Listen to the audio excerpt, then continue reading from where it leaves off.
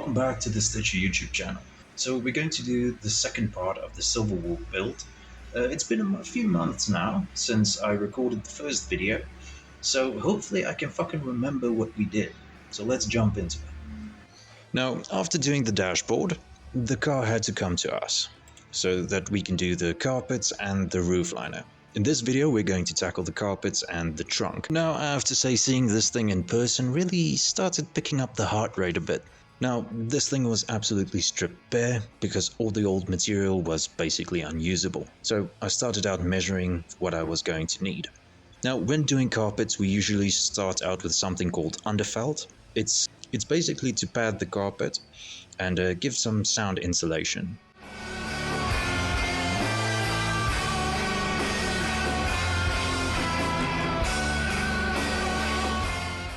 Oi, stop looking at my ass, or the lack thereof. Either way, shame on you. Shame on you. After measuring everything up, I started to cut out the various pieces that I needed to glue in. Now, as you can see here, I'm struggling with a scissor that has a few months old glue on it, and it's cutting like ass, basically. Now, it is my fault. I could have just cleaned it with petrol beforehand, but, you know, it's always easier to struggle for some whatever reason.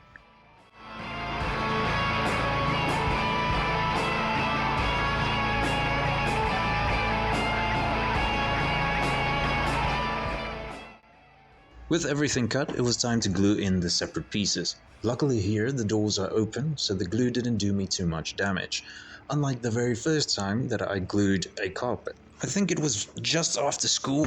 I had my very first carpet to do, and my brother, he's been doing it a lot longer than me, didn't tell me the effects that the glue can have on you. So I was sitting in the bucky doing the carpet with the doors and windows closed, and let me tell you, when I walked out of there, I was definitely walking upside down, I can tell you that. Now, I am going off on a bit of a tangent here, but a lot of people complain about the smell and say it's very strong. I don't smell it anymore. Now, all that tells me is I might be on a high permanently, and it might explain why I'm not all there most of the times, so yeah. Anyways, on with the video.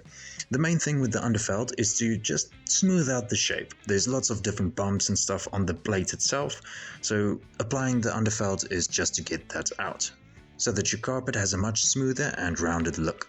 With the underfelt finished, it's then onto the carpet itself. First covering the supports where the seats bolt onto, and then we start to do the sides. The inlays always come last. Now the problem with the older carpets, they were pressed into one solid thing. Now we needed to try and replicate that, so that meant we can't have any binds around the inlays.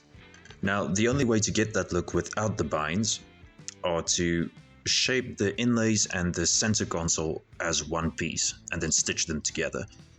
Now this way of doing a carpet does take more time, and it does take more time shaping everything, but it does give a much neater look than binding all the pieces separately. It's hard to explain, but I'll show you as we go along.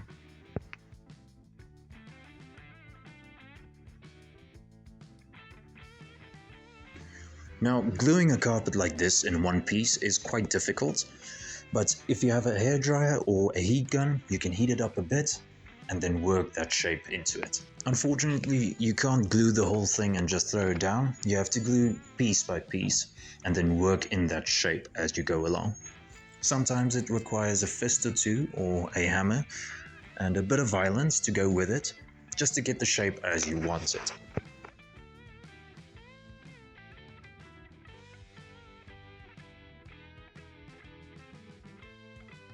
Here you can clearly see what I mean by not having binds on the edges. It just has a more uniform look, and it looks like it was molded as the original. With the inside carpet finished, it was then on to the boot. But first, I had to strip out the vents, and removing those without scratching the paint also gave me nearly a heart attack, because I can assume that painting this car was not a very cheap thing to do.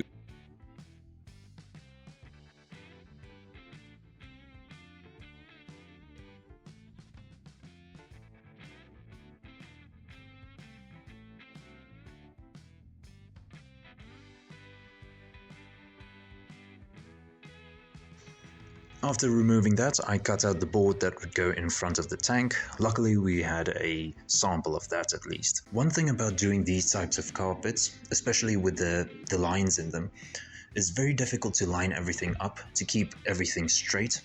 You get other carpets that don't have a pattern on it. That's much easier to work with than this. But the thing is, all of the older cars had this ripped effect to it. So doing the walls and the trunk was fairly tedious by keeping the lines straight and working in such a small space. The wheel arches I did not record as of this video because later on we would cover them with vinyl. For now, that was just a simple rundown of what we had to do on the carpets. In the next video we'll be tackling the roof liner and then we're going on to the seats. So if you've liked that video, please hit the like button and do all the extra jazz, and I'll see you in the next one. Cheers.